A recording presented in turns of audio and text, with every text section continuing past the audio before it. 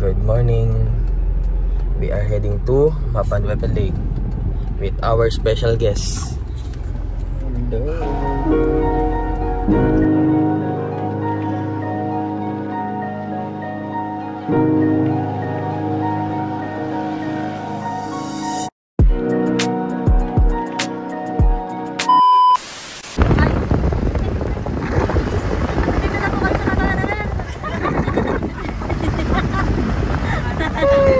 That's crazy. So yun, ito yung biyahe natin. From Manila to Mapanwepe Lake, almost 4 hours mong biyabiyahin. So ito, nandito na kami sa NLEX. Then, ito na yung ECTEX. So mas mabilis kung dyan kayo dadaan.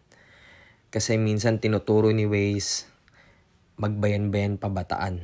So mag-ECTEX na kayo. So yun, dito na tayo sa Subic ngayon. Stop over muna tayo.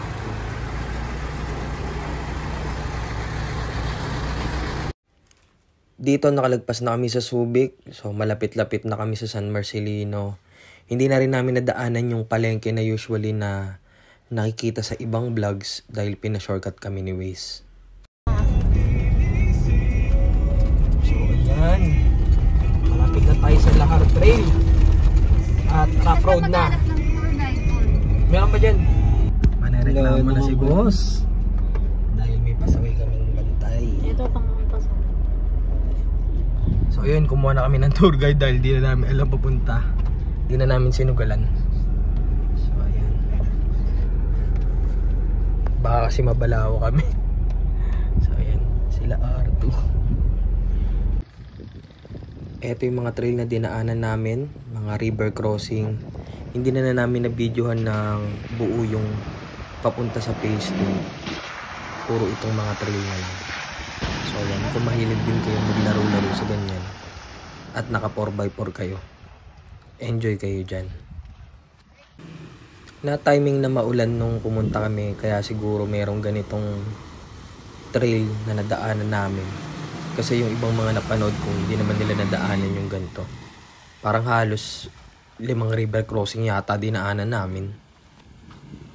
Sabi ng mga locals dito, mas okay pumunta ng medyo maulan kaysa sa sobrang init. Kasi pag pino yung buhangin, yung lahar, mas nababalahaw yung iba kumpara sa medyo basa-basa.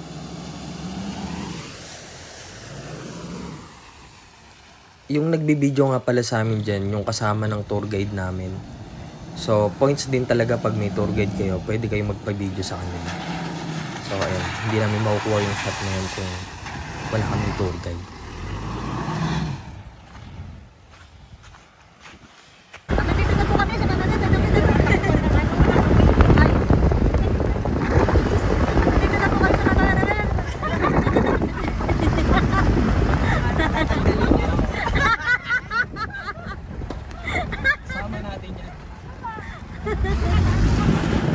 Doon po kami sa lahat, at dito na po kami sa Mapanwepe Lake. At ito po mga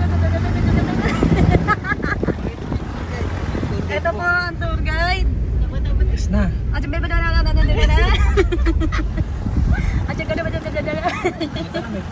na po, dapating na po kami sa That's crazy.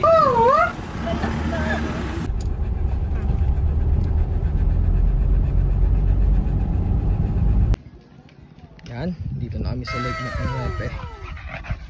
Ito ang aming setup.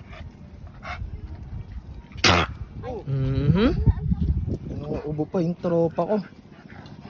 Tara, punta tayo sa CR.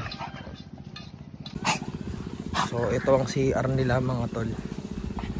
Yan. Okay. Kaya don't expect too much sa CR. Actually may wifi pa nga. 150. Kaso nga lang, hindi natin alam kung gaano katagal, pero pwede nating itanong mamaya. At kung reliable ba. So ito naman yung kanilang wash area. So ito, may wash area naman. At ito ang kanilang pinakatangke. So ayun, this is phase 2. Yan si Bossing.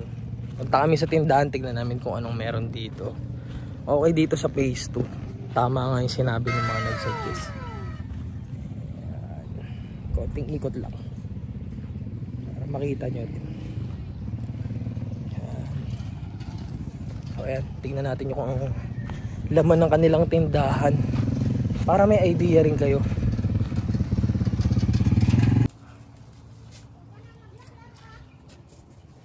Anong kulay mo? So ayan, may mga snacks,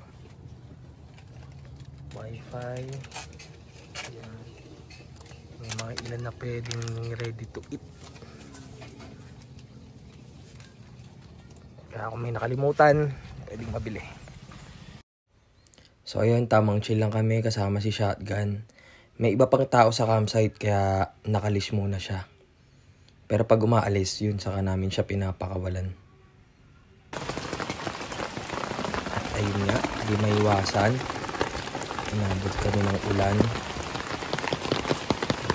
Hindi nga lang basta ulan, parang bagyo na rin yung inabot namin.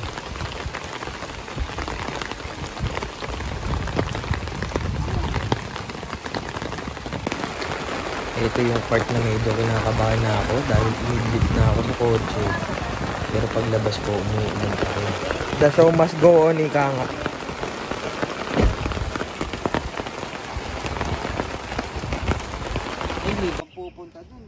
So ayun, after few hours, nakisama naman yung panahon. Humina siya, paambon-ambon na lang. Naging tolerable naman para sa stay namin.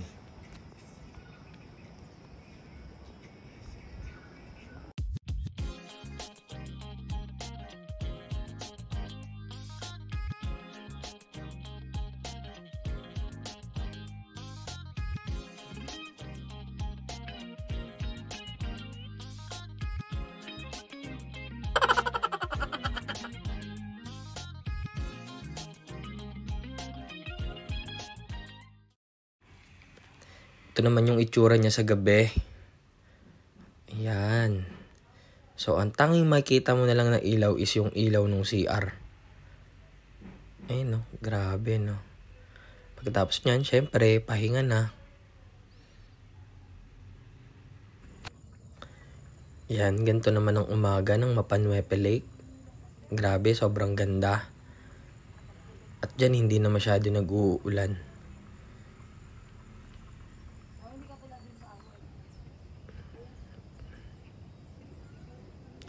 Kaya kung trip mo ang nature camping, yan, isa to sa dapat nyong mapuntahan. Napakaganda.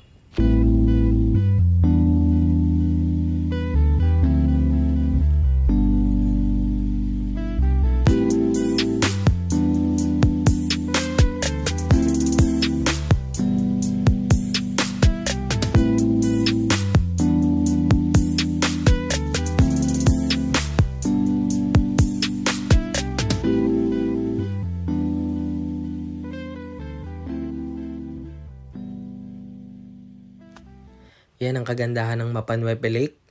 Isama nyo yan sa bucket list nyo. Hindi kayo magsisisi. Sobrang ayos, sobrang relax. Pero ito ay raw camping, no? Huwag kayong mag-expect ng sobra sa mga facilities nila.